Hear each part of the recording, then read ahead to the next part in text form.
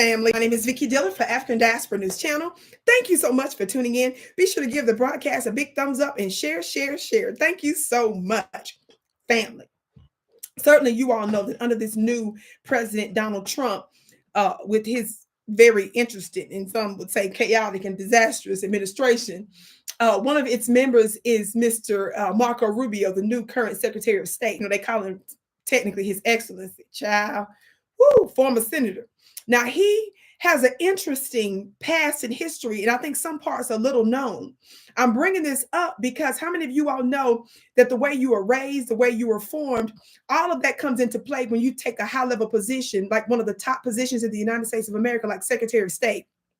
How many of you all know that if something were to happen again to Donald Trump, how many of you all know that under him, the next person to take position would be the Vice President Vance, and then the next 2 or 3 positions would be the House Speaker and then the Secretary of State.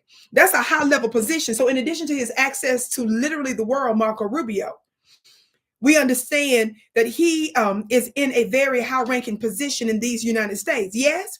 Well, I was reading this AP report, Associated Press report recently, right? And it was talking about things that we should know about Senator Marco Rubio. Now, of course, I'm very familiar with him, but sometimes I have to dig to find out details that the mainstream media doesn't always tell.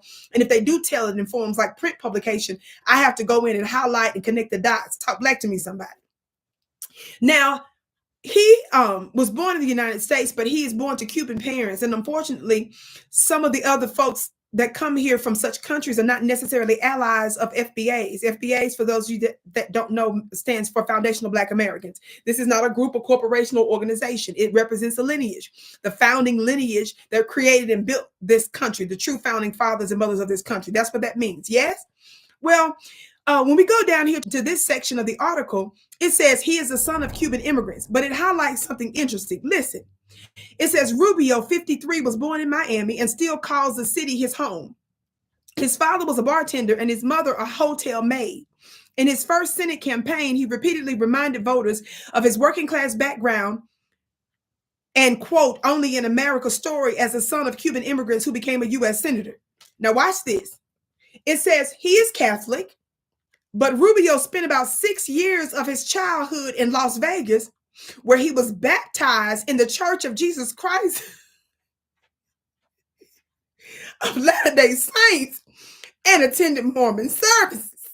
Now, family, I ain't gonna lie, my stranger danger alarm systems went up all over the place. Not just because of this religion. I'm gonna tell you why in a minute. It says that the family moved to the city where Rubio was 8.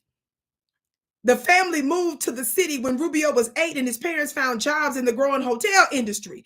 He returned to Miami when he was 14. So family, for a lot of years, the article seems to indicate that he was baptized. It clearly said he was baptized in the Church of Jesus Christ of Latter-day Saints and attended Mormon services.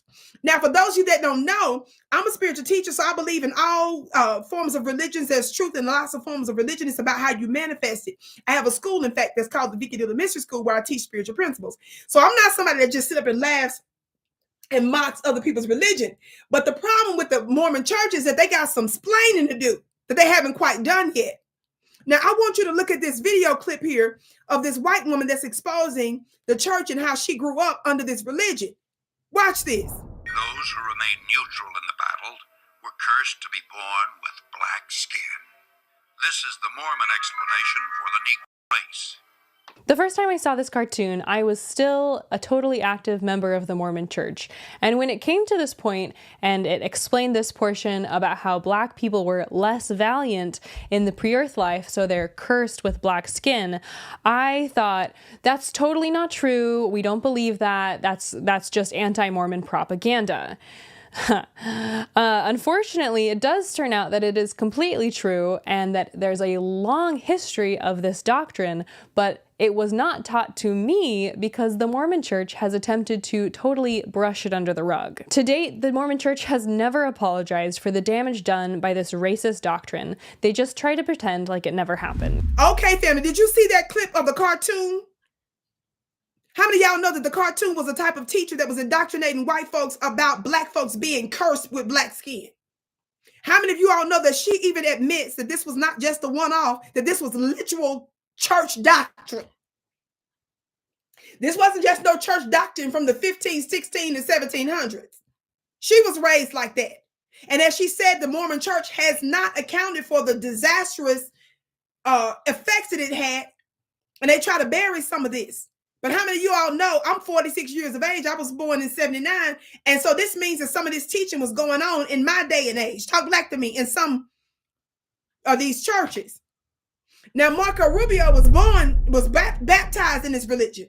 Now, I'm trying to see, was he shaped to be anti-Black? Because we know that some folks that come from Cuba and stuff and other Latin American countries come over here to the United States and they check off that they are white Latinos and they believe in rocking with the Republican Party even before Trump emerged, and they like to go along with their anti-Black policies. Now, all I'm saying is, Marco Rubio, maybe you reformed too, but we need you to put that on the record to make that official. That's all I'm saying. My name is Vicki Dillard, beloved. I can't wait to hear what you have to say about it below. Speaking of spirituality, family, be sure to join my school at VickiPlanet.com. Your life will never be the same, baby. If you want to have this divine edge in every area of your life, join today. Also, I'm so excited to introduce my brand new female archangel calendars. Yes. Do you know? Yes. Even in scripture, it refers to female angels, and very few people know about it. Throughout the year, you will have 12 female archangels who are the counterparts or the twin flames to the male archangels. I'm going to tell you why that's important, how to level up your life. I've had supernatural encounters, and I believe that their energies were a part of the reason why I have been able to manifest destiny. To learn more about it, go to my website at VickiPlanet.com. Go to VICKIPlanet.com. Of course, share